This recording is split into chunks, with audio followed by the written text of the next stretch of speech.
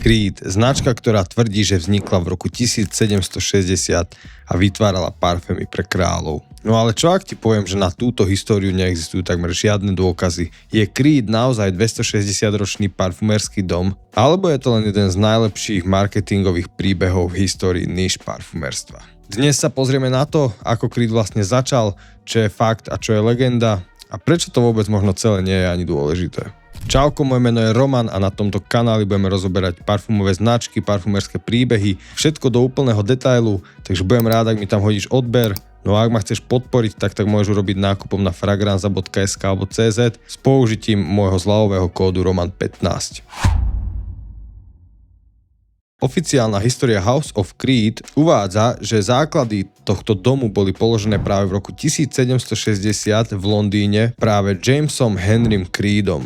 Táto značka vôbec nezačala ako parfumerský dom, dokonca to nemali ani v pláne. Prvotný zámer a začiatok biznisu bol o krajčírstve. Vyrábali kvalitné kožené produkty. Podľa firemnej tradície sa parfumérstvo začalo práve tým, že darovali parfumované kožené rukavice kráľovi Jurajovi III. No a tento fakt odštartoval aj to, že ich značka začala šiť najkvalitnejšie a najprestížnejšie odevy práve pre kráľovské rodiny a vyššiu kastu. No k tomuto celému ohľadne týchto kožených rukavíc neexistujú bohužiaľ žiadne dôkazy, žiadna história, celé to je len vlastne taký príbeh značky Creed a nikto nevie, či to je realita.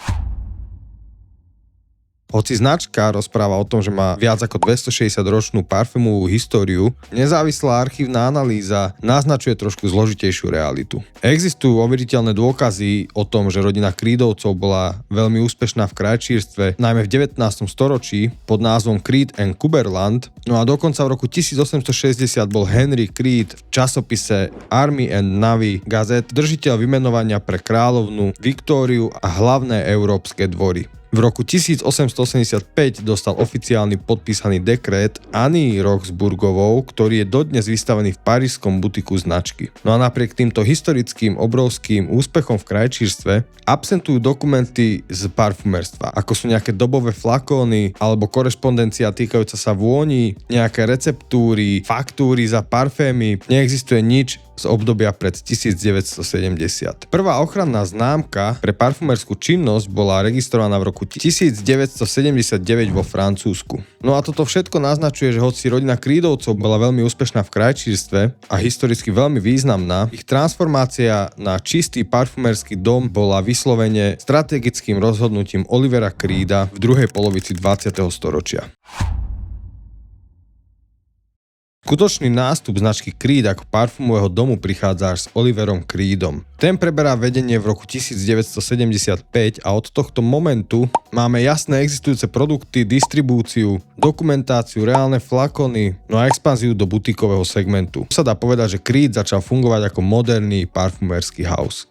V roku 1985 vychádza najznámejšia a dovolím si tvrdiť aj, že taká najikonickejšia vôňa a to je Green Irish Tweed. No a tu prichádzame k časti, kde je trošku aj mierna kontroverzia. Pretože Green Irish Tweed si pripisuje Oliver Creed ako svoje autorské dielo, no realita je trošku iná.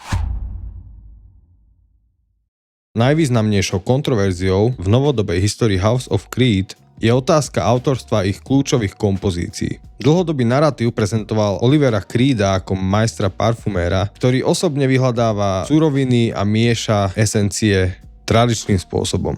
No ale investigatívna práca Gabea Oppenheima, ktorá je zdokumentovaná celá v knihe The Ghost Parfumer, Creed, Lies and the Scent of Century, práve tá tento mýtus celý spochybnila. Oppenheim totiž na základe veľmi zdĺhavých rozhovorov s insidermi, konkrétne aj so samotným parfumérom Pierrom Bourdonom, odhalili, že práve on bol skutočným autorom väčšiny hitov značky z 80. a 90. rokov. Bourdon mal byť totižto oslovený práve Oliverom Creedom v čase, keď značka hľadala cestu k modernej prestíži. No a práve Pierre Bourdon priniesol do portfólia Creed technickú precíznosť a inovatívne molekuly, ktoré definovali striebornú éru domu. Podľa dostupných údajov sú skutočnými autormi nasledujúcich vôni externý parfumér Green Irish Tweed, ktorá vyšla v roku 1985. Reálnym autorom je Pierre Bourdon. Vôňa predchádzala jeho neskôršiemu komerčnému úspechu Cool Water, diela s ním kľúčové štrukturálne prvky. Čo je inak fakt, pretože keď si porovnáte vôňu Cool Water a práve Green Irish Tweed, tak tie vône sú sú,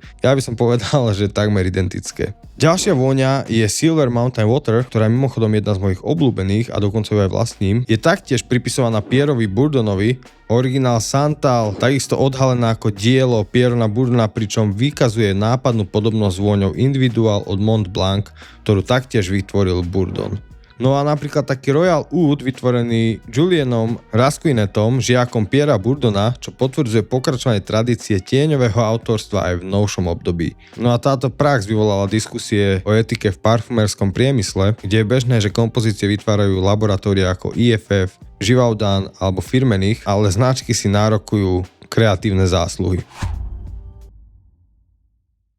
Vôňa Aventus, uvedená na trh v roku 2010, predstavuje zlomový moment nielen pre značku Creed, ale aj pre celý parfumerský níž priemysel. Vôňa inšpirovaná dramatickým životom Napoleona Bonaparteho, Aventus oslavuje silu, výzvu a úspech. Táto vôňa sa stala najpredávanejšou vôňou v histórii domu a definovala nový žáner pre všetky ostatné vône. Takzvanú ovocnú chypre vôňu s dymovým náznakom. No a Oliver Creed si nárokoval autorstvo aj práve Aventusu, ale realita je taká, že ju vytváral parfumér Jean-Christophe Hérault a to bol práve Bourdonov chránenec, ktorý pracoval práve pre Firmenich a vyrábal im kompozície. No a on do tejto celej vône vniesol kombináciu prírodných a syntetických zložiek. Héraultovi sa totižto podarilo vytvoriť tzv. Aventus DNA, ktorú dnes už všetci určite poznáme. Celá tá vôňa je postavená na kontraste medzi jasným šťavnatým úvodom a naopak temnejším koženým dymovým dozvukom. No ale tu narážame na fakt, že Aventus je jedna z najviac reformulovaných vôní v parfumerstve, ktorú poznám, a práve jedným z najfascinujúcejších aspektov Aventusu je to, že konkrétne šarže sa od seba veľmi, ale veľmi líšili. No a The House of Creed vysvetľuje tieto rozdiely v šaržách práve tým, že používali prírodné esencie, ktorých kvalita sa podľa nich mení v závislosti od úrody, ročného obdobia a neboli schopní dodržiavať takú istú kvalitu alebo takú istú referenciu vône vo všetkých šaržách, ktoré vyšli. No a toto vytvorilo priestor pre tzv. Batch hunterov, ktorí reálne hľadali beče, ktoré im voňali, skupovali ich, potom ich prepredávali ďalej, len preto, aby sa dostali k tomu beču, ktorý bol pôvodný, bol silný, bol dymový, bol zaujímavý. Môžeme si niečo prečítať aj ku konkrétnym bečom. Také viac dymové šarže by mali byť tie od roku 2010 do 2013, ktoré boli charakteristické vysokým obsahom brezového dechtu. Tieto verzie sú považované za najviac maskulínne a majú takmer popolový charakter vône. Legendárna šarža 11Z01 je dodnes považovaná za svätý grál pre zberateľov. Ďalšia šarža bola ovocná a tá bola dostupná v rokoch 2014 až 2017. Tu bol tzv. Prechod viac do ananásova a zase ubrali z tej dymovosti. No a moderné šarže od roku 2020 boli upravené hlavne vplyvom IFRA a regulácií. A najnovšia éra je od roku 2023 až 2025. Tieto vône sú známe aj tým, že majú už kovový uzáver. Aj to sa inak líši. Každá šarža mala iný uzáver. Nezlaknite sa, keď máš doma Aventus s plastovým uzáverom, pretože to je normálne pre danú šaržu. Kovové začali dávať až niekde od roku 2023. Rok 2020 znamenal definitívny koniec rodinnej značky House of Creed. Značka sa stala totižto veľmi silným predmetom záujmu práve luxusných globálnych firiem. No a práve v 2020 vo februári odkupuje investičná firma BlackRock LTPC, ktorá získala väčšinový podiel od Olivera Creeda. Pod vedením BlackRocku a novej CEO Sarah Rotterdam značka agresívne expandovala na nové trhy do USA a do Ázie. Pričom ročné tržby dosiahli úroveň približne $290 miliónov.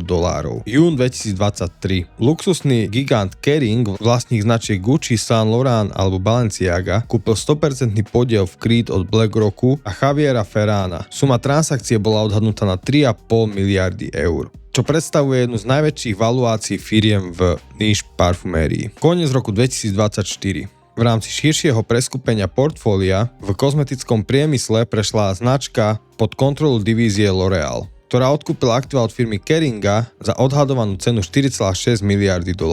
No a táto finančná evolúcia vyvoláva otázky o budúcnosti kvality daných produktov. Kritici varujú totižto pred postupným znehodnocovaním značky v záujme maximalizácie ziskov pre akcionárov, čo sa často prejavuje zvyšovaním cien, no a znižovaním práve prírodných, drahých surovín.